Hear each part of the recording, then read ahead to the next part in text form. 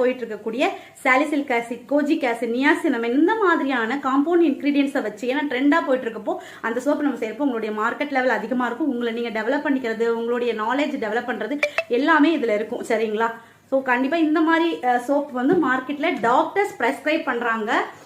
So doctor சொன்னதான் ஞாபகம் வச்சு, இப்போ நான் வந்து மார்னிங் கிளம்பியிருந்தாலும் என்னோட வேலை இப்போ என்ன நடந்துட்டு இருக்குங்கிறத நான் உங்ககிட்ட ஷேர் பண்ணிக்கிறேன் பாருங்கள்.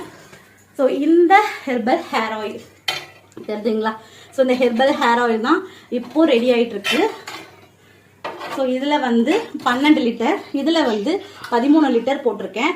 ஸோ இது வந்து நம்ம ஹெர்பல் ஹேர் ஆயில் அப்படியே பண்ணுறது தான். பட் சின்ன சின்ன விஷயம் என்ன அப்படின்னு பார்த்தோம் அப்படின்னா, இந்த எண்ணெயில் வந்து பேக் பண்ணுறப்போ ரோஸ்மெரி போட்டு தர சொல்லியிருக்காங்க. எல்லா பாட்டிலையுமே அவங்க 100 பாட்டில் ஆர்டர் பண்ணியிருக்காங்க. டாக்டர்ஸு அவங்களோட ஸ்டிக்கர்ஸ் ஒட்டிக்குவாங்க.